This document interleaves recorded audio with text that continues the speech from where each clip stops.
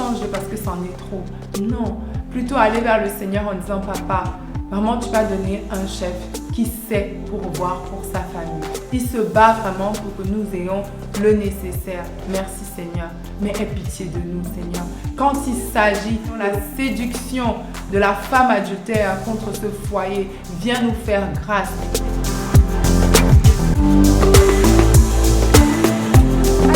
Bonjour pour un autre épisode of Home Building in Christ. Mon nom c'est Dr. Eudine Patricia Hale Fallow et je suis l'auteur du livre Le Manuel du foyer qui est maintenant disponible sur Amazon si vous êtes intéressés. Alors aujourd'hui, nous avons dit que nous allons parler du côté plus pratique en fait de l'intercession avec autorité sur la base de la parole pour une épouse puissante. Donc, on va commencer par parler du fait que quand on va dans la prière, il y a une certaine attitude à avoir. Parce que si on n'a pas la bonne attitude, alors nos prières perdent en puissance. Voilà. Donc, la première chose, c'est quelle est notre attitude envers le Père, Dieu? Quelle est notre attitude envers notre époux? Quelle est notre attitude tout court? Alors, la parole de Dieu nous demande d'être des femmes soumises. Donc, même lorsque nous allons dans le moment de la prière, c'est important d'avoir toujours cette attitude de respect envers l'époux.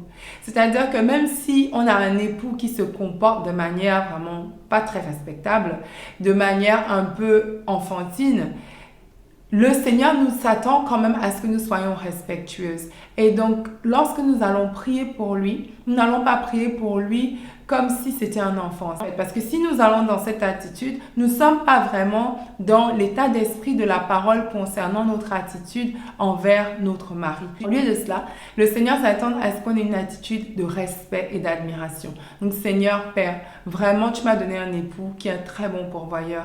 Aide-le encore quand il s'agit de la convoitise.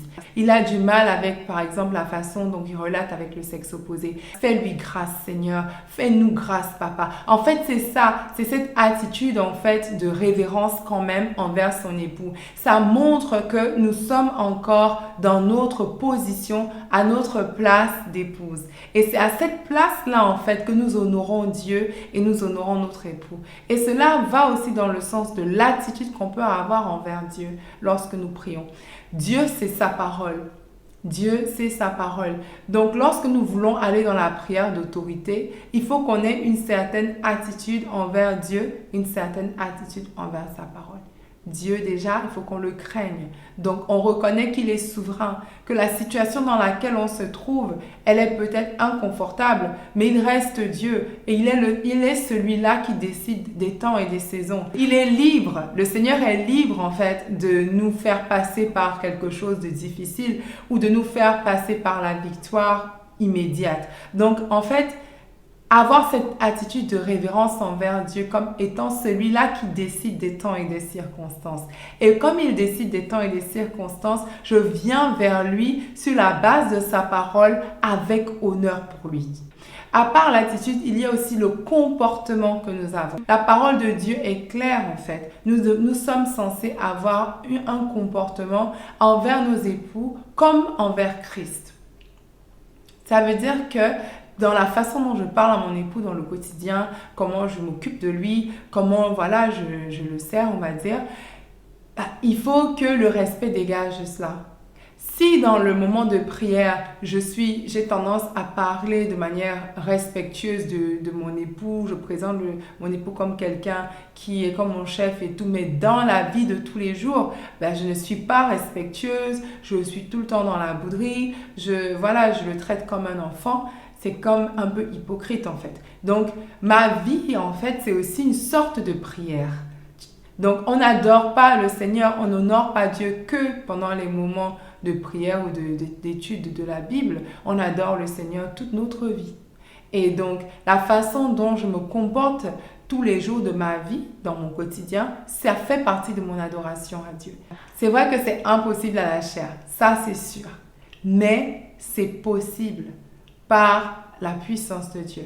Donc, il faut demander. Il faut demander dans la prière. Demander, Seigneur, aide-moi à être une femme soumise dans mon foyer. Et quand on va donc aller dans la prière et qu'on aura aussi cette attitude de soumission, ben, ce sera cohérent avec la façon dont on vit notre vie. On n'est pas parfait, on peut avoir des écarts ici et là, on demande pardon. Il y a une différence entre une épouse en fait qui a déjà cette attitude de soumission comme objectif et qui a des manquements et qui demande pardon à Dieu, et l'épouse qui n'a même pas la soumission comme objectif et pour qui voilà, ce n'est même pas acceptable de se soumettre. Il y a une différence.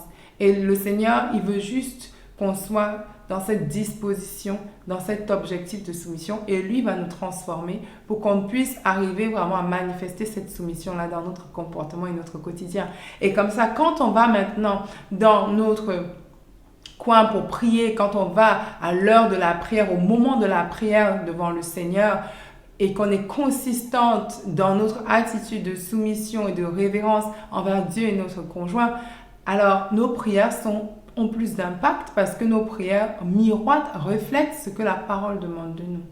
Alors la dernière chose dont je veux parler concernant la préparation pour ce moment de prière avec le Seigneur pour nos époux, c'est la façon dont nous prions. L'un des passages que le Seigneur me donnait par rapport à la nature maintenant de nos prières, c'est le livre de Daniel au chapitre 9. Daniel, en fait, va intercéder pour le peuple, pour ses concitoyens. Et ce qui est étrange, c'est qu'il s'associe à eux et à leurs péchés. Donc, il ne va pas dire au Seigneur, Seigneur, regarde-moi ça, un peuple rebelle, un peuple qui est sans retenue, un peuple vraiment qui est désobéissant. Non, non, non. Il va vraiment en s'associant à ce peuple et à leur manquement. Il dit, Seigneur, aie pitié de nous, manifeste-nous ta miséricorde. Alors qu'il n'est pas forcément en train de pratiquer ce que l'ensemble du peuple pratique. Mais il s'identifie à son peuple. Et dans la prière, il va devant Dieu pour demander miséricorde pour lui et son peuple. Et c'est l'attitude, en fait, que l'épouse est censée avoir. C'est-à-dire, on va devant le Seigneur et on dit, Papa, Éternel, aie pitié de nous. Je prends un exemple. Alors, disons, on a un époux qui est vraiment très très fidèle quand il s'agit de pourvoir financièrement pour son foyer. Mais quand il s'agit de la convoitise, le regard par rapport au sexe opposé, il a des manquements.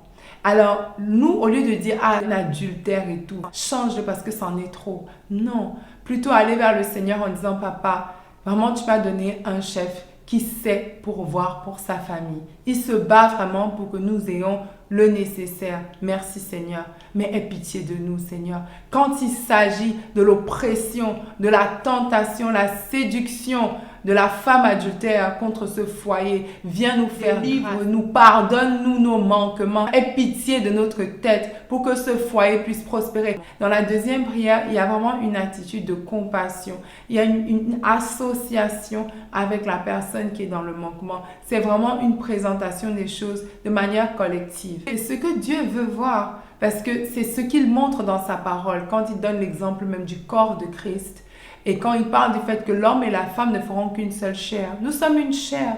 Donc le péché de mon conjoint, c'est pas pour dire que devant Dieu, le péché de mon conjoint, c'est mon péché. Mais quand il s'agit de défendre, quand il s'agit de supplier, d'intercéder, je peux me comporter devant Dieu comme si nous sommes une équipe. C'est pas contre la chair et le sang que moi je me bats en tant qu'épouse. C'est pas contre mon mari que je me bats. C'est contre les puissances des ténèbres qui veulent emmener la luxure, la convoitise au centre de notre foyer. Alors je viens intercéder pour notre foyer, pour mon mari, pour nous, contre ces puissances des ténèbres-là. C'est là où on voit de l'impact dans le résultat aux prières. Alors, une fois qu'on s'est préparé comme il faut pour la prière, il y a un plan qu'on va mettre en place. Déjà, on va identifier avec le Saint-Esprit quel est le problème. Parce que parfois, on peut même se dire qu'il y a un problème alors qu'il n'y en a pas. Ça m'est arrivé déjà, où je suis en panique, je vais devant le Saint-Esprit, genre, oh Seigneur, qu'est-ce qui se passe là et tout. Et le Seigneur me dit, mais ignore complètement, il n'y a rien qui se passe. Tu n'as même pas à t'inquiéter, continue, avance. Le Saint-Esprit va nous aider à identifier le problème s'il y en a un. Et une fois qu'on a identifié le problème avec le Saint-Esprit, on va identifier c'est quoi la stratégie. Dans le cas, par exemple, d'un époux qui a développé de la distance envers son épouse, il n'est plus très attachant, il a tendance à ne même plus passer beaucoup de temps avec la famille, il a l'air distrait et il ne pourvoit plus par exemple aux besoins de la famille.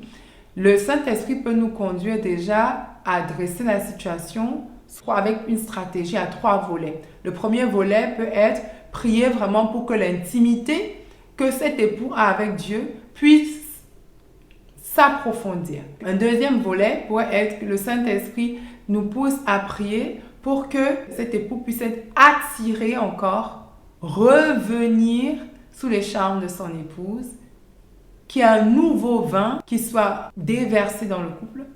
Et la troisième chose pourrait être que prier pour que l'époux se remette à pourvoir pour sa famille comme il le faisait auparavant. Et là, voilà 3 volets, par exemple, stratégiques pour adresser le problème. Et avec ces 3 volets, on demandera au Saint-Esprit quels sont les passages qui pourraient vraiment de manière puissante soutenir ces 3 volets.